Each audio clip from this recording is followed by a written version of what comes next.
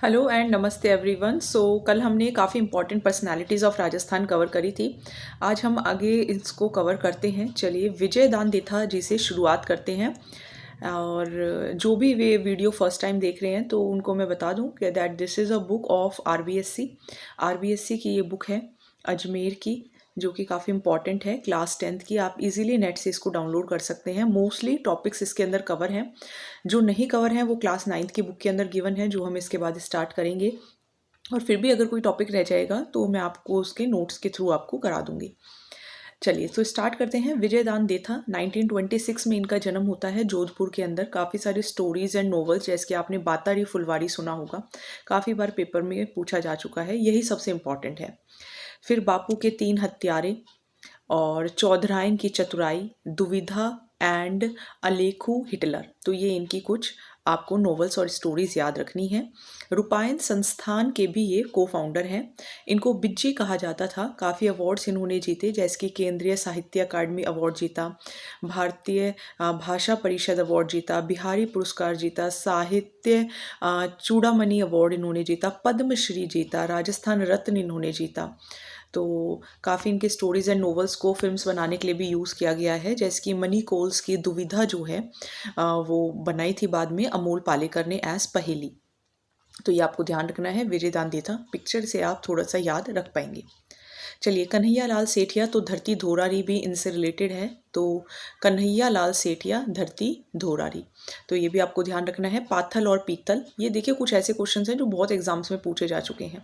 1919 में चूरू में इनका जन्म होता है और सुजानगढ़ से और कैलकाटा से ये पढ़ाई कर कर गांधी जी के कांटेक्ट में आते हैं। फिर खादी मूवमेंट के लिए काम करते हैं, दलितों के लिए काम करते हैं। इनका जो पहला कलेक्शन था पोइट्री का, वन फूल, वो भी पब्लिश होता है। और अग्निवीणा भी इनका पोइट्री कलेक्शन है। क्विट इंडिया मूवमेंट के टाइम पे भी ये काफ़ी ज़्यादा एक्टिव थे।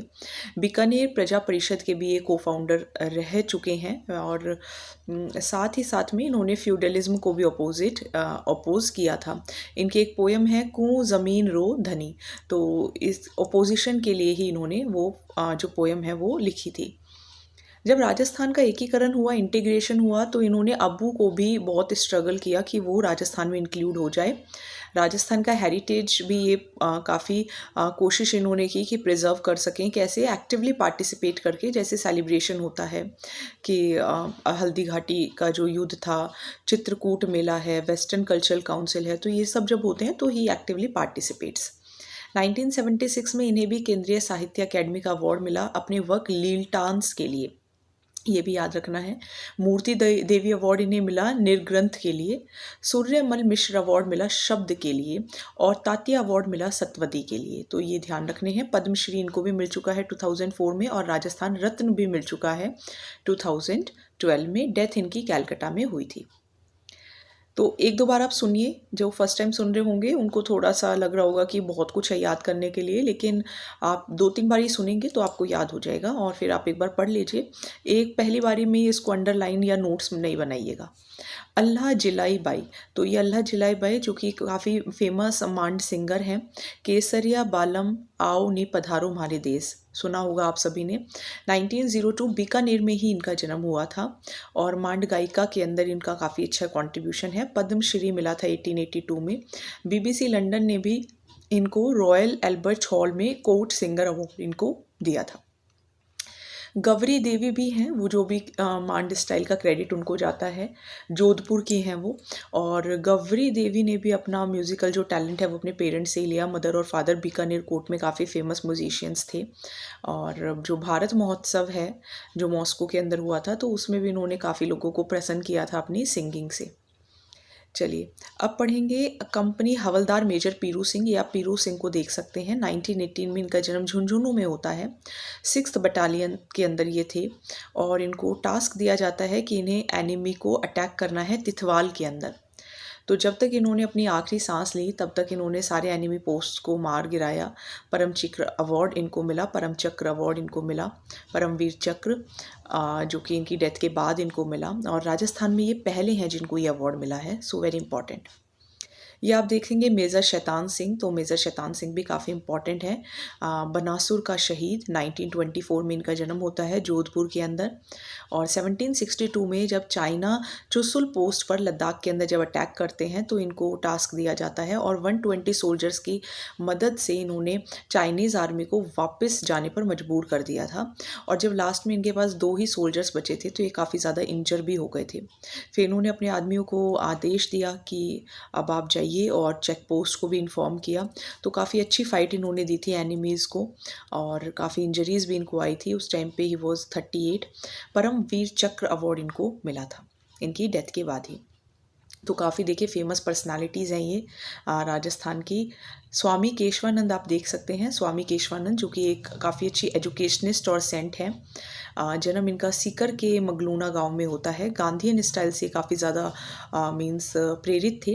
तो ये जाट स्कूल है सांगरिया के अंदर, वहाँ के डायरेक्टर भी थे। और इनके ही टाइम पर, इनकी ही डायरेक्टरशिप के टाइम पर या इनकी ही डायरेक्टरशिप के कारण जो मिडिल स्कूल है वो कॉलेज में भी डेवलप हुआ। इन्होंने आर्ट साइंस कॉलेज भी खोले हैं काफ़ी सारे, 300 स्कूल्स भी इन्होंने खोले हैं। गर्मोत्थान विद्यापीठ भी इन्होंने इस्टेब्लिश की है स्वामी केशवानंद ने जी ने। और 1944 से 56 के बीच में 300 स्कूल्स खोले बीकानेर के डेजर्ट विलेजेस के अंदर। I also live in Bikaner. काफ़ी रीडिंग रूम्स एंड लाइब्रेरीज भी इन्होंने खोली हैं। पंडित झबारमल शर्मा, तो पंडित झबरमल शर्मा पैट्रियार्क हैं जर्नलिज्म के।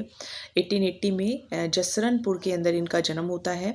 जो पंडित दुर्गा प्रसाद मिश्रा हैं वो इनको एजुकेशन देते हैं जर्नलिज्म से रिलेटेड। ये इनकी काफ़ी सारी बुक्स हैं, जैसे सीकर का इतिहास, खेतड़ी का इतिहास, खेतड़ी नरेश, विवेकानंद, आदर्श नरेश, अरविंद चरित्र, रहस्य सार, आत्मविज्ञान शिक्षा, तिलक गाथा, भारतीय गोदान। तो ये कुछ इम्पॉर्टेंट पर्सनालिटीज़ थे जो कि हमने कवर किए। और हम ये वाला पेज और कवर कर लेते हैं, फिर बस हमारे 175 पेजेस कवर हो गए हैं। Only 4 pages are left. Acharya Tulsi को आप देख सकते हैं, अनुव्रत मूवमेंट के फाउंडर हैं। लाडनू के नागौर डिस्ट्रिक्ट के अंदर लाडनू में इनका जन्म होता है 1914 में। तेरापंथ सेक्ट के ये 9th आचार्य थे। अनुव्रत मूवमेंट भी इन्होंने स्टार्ट किया एथिकल वैल्यूज़ के लिए। लाखों किलोमीटर ये चले ताकि लोगों से कनेक्ट हो सके। तो ये थे आचार्य तुलसी। आचार्य नमेश मुनि, इनका जन्म मेवाड़ के दांता गांव के अंदर होता है। इनका नाम बचपन में गोवर्धन था, नाना था। और चाइल्डहुड के टाइम पे he was full of detachment, काफ़ी मतलब इनको डिटैच्ड फील होता था। तो ये गुरु को ढूंढ रहे थे और ये फाइनली गणेश लाल जी महाराज के पास पहुंचते हैं कोटा में और उनको अपना गुरु बनाते हैं। फिर इनको 1996 के अंदर जो विक्रम संवत पोष शुक्ल अष्टमी होती है वहाँ पे इनको इनवाइट किया जाता है और फिर इनको आचार्य की पोस्ट दी जाती है 1952 में। तो ये मैसेज देते हैं समत फिलॉसफी के बारे में कि एक अच्छा एनवायरनमेंट रखिए, और रिलीजन ही एक साधन है जिसके थ्रू आप इक्वालिटी इस्टेब्लिश कर सकते हैं। मेडिटेशन आप करिए। और इनकी ही लीडरशिप में 59 सेंट्स और 310 यातीज़ जो हैं वो जैन भागवती का उनको भी इनविटेशन मिला। जो मालवा के बलाई कास्ट हैं उनको इन्होंने छुड़वाया, बुरे बुरे जो एडिक्शंस होते हैं जैसे कि नॉन वेज खाना, नॉन वायलेंस करना, तो इन्होंने उनको छुड़ाया था, मालवा की बलाई कास्ट। ठीक है। बुक है संत दर्शन या फिर बिहेवियर, जिसके अंदर काफ़ी ज़्यादा इन्होंने मार्गदर्शन एनलाइटमेंट की बात की है। कोमल कोठारी, ये कोमल कोठारी हैं, ये इस कोमल कोठारी जिनका जन्म कपासन के अंदर चित्तौड़गढ़ में हुआ। इन्होंने पूरी लाइफ फोक कल्चर को प्रमोट करने में लगा दिया। 1960 में रूपायन संस्थान इन्होंने फाउंड की जोधपुर डिस्ट्रिक्ट के अंदर। चलिए, so we covered 175 pages, only some topics are left जो कि आपके mostly maximum 2 more videos and your this book is finished. So आप do share this videos and share ज़रूर करिए। कोई कमी रह गई है तो वो भी ज़रूर बताइएगा। Thank you so much.